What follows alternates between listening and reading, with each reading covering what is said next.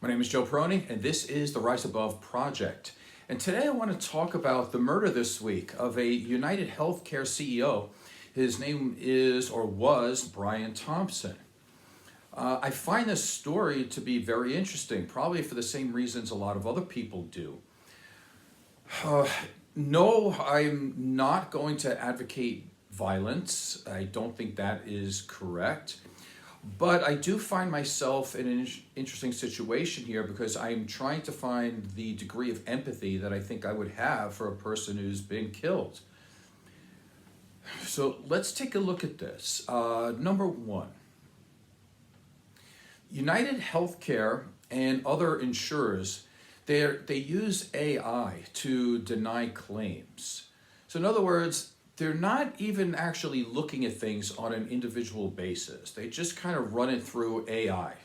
So that's how little they care for people who need treatment or they need treatment, and if they don't get it, they might die. And they're not really looking at an individual or the actual paperwork. There's one lawsuit that's against United Healthcare that says that the algorithms deny 90% of the claims. And that's even after a doctor deems a treatment to be medically necessary. So what are they doing here? I mean, obviously, right, they're denying 90% of the claims. But if you're going to go through that, that means that you are delaying. In other words, if you're going to appeal that, there's a possibility that you could win, but then there's also a good possibility that you could die before that happens. So what is the mindset of a company that does this? And let's be honest, when we're talking about a company, it's not just a company. A company is made up of individuals who are making these decisions to do this. So somewhere there's a bunch of people in a boardroom discussing this, and they're saying that this is a good thing to do. One Cigna medical director rejected 60,000 claims. Now you might say that's an incredible amount. That's almost impossible to think that somebody could reject 60,000 claims. But here's the thing. Those 60,000 rejected claims are per month, not per career or anything. It's for 1 month. So let's be honest here. Brian Thompson, former, I guess you would call him, CEO of United Healthcare, probably bragging to his shareholders how much money he can make them. Where is that money coming from? That money comes from the denied money that was meant to save other people's lives. So I want to know, is it possible to figure it out of how many people that Brian Thompson killed? I want to know how many people that have gone through a tremendous amount of pain or that are going through a tremendous amount of pain directly because of him and his other workers. And of course, this is probably what the whole company is supposed to do. It starts from the top and goes down. So if you're not doing a good job of hurting other human beings or killing other human beings, you're probably going to lose your job. So when we are going on this supposed incredible manhunt to find this guy who killed Brian Thompson, we're looking for a guy that had it out for Brian Thompson, and all of a sudden everybody's up in arms. We got to find the killer. We have to find the killer. Is it possible to say that Brian Thompson himself has been a killer of many people for many years? And just because it's legalized, does that make it any different? And how many people are killed every year that it's not that nobody cares or law enforcement doesn't care, but they just don't put the time and effort into it because it might not be worth it, because they just don't make a lot of money, or they don't have family members, or they just don't have a lot of people who care about them. Listen, I live in Las Vegas. There's plenty of prostitutes that get killed here. There's plenty of people, sex workers and things like this, or low-income people, or people that don't have families, especially when they come to a place like Las Vegas. Are we all up in arms about finding all those killers? I say we should. We should. But why are we so, like, this big deal now about finding this killer for Brian Thompson? Who, as far as I can see, He's going to war on the American people, and he's winning most of the time. I mean, how many people has he destroyed? And their family members and their friends, their lives are destroyed too. How many? His family right now, I'm sure, is grieving. That would make sense. But keep in mind that grief counseling is not considered to be medically necessary. So if they want grief counseling, they'll probably have to pay for it out of pocket. Now, of course, with the funds that they have, it probably won't be a big deal.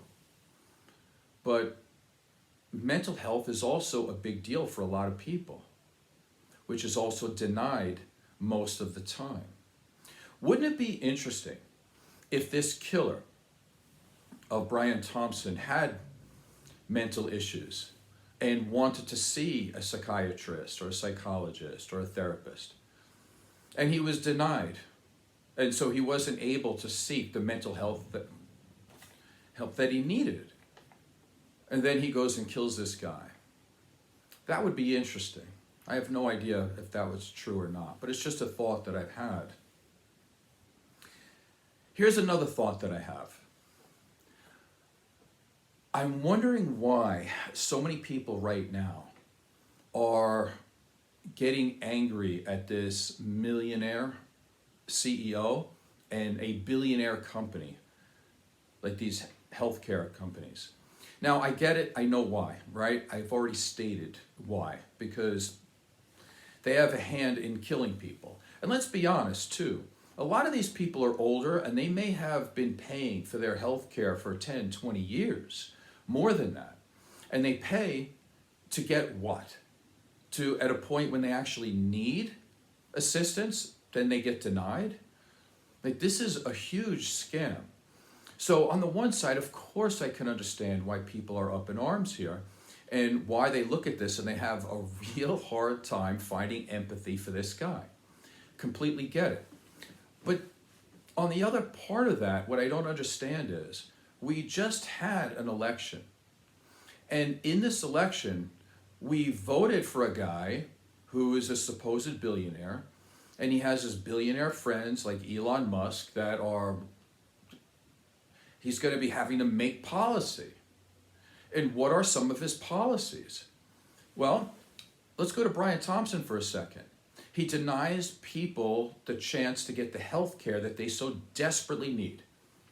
So that's why we hate Brian Thompson. We as in collective whole. All right. But you guys just voted in, and not everybody, but enough people to put Donald Trump in as president-elect. What he has promised to do, whether he can do it or not, he wants to cut Medicaid. He wants to cut Medicare. He wants to get rid of the Affordable Health Care Act, so nobody has health insurance, only the rich people who can afford that. And he also wants to get rid of Social Security. And like I said on some other shows, he wants to get rid of the social or the safety nets for poor people. So here we go again. We have this hatred for CEOs like Brian Thompson, but yet we put a guy in as president who is the same or probably a lot worse because he's a lot more powerful and is ready, willing, and able and is ambitious enough to try to get rid of all the things that help your average person. And so I struggle to understand why this guy was put into office because he's so popular, and yet we're seeing what people really think, right? We really want to have a revolt against the rich. We want to have a revolt against the ruling class.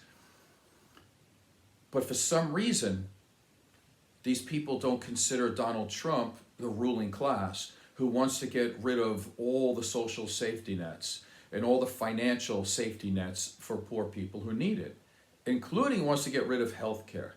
So if you dislike Brian Thompson because he denies people coverage, I can't imagine why you would like Donald Trump, who wants to get rid of the Affordable Health Care Act. That doesn't make any sense to me.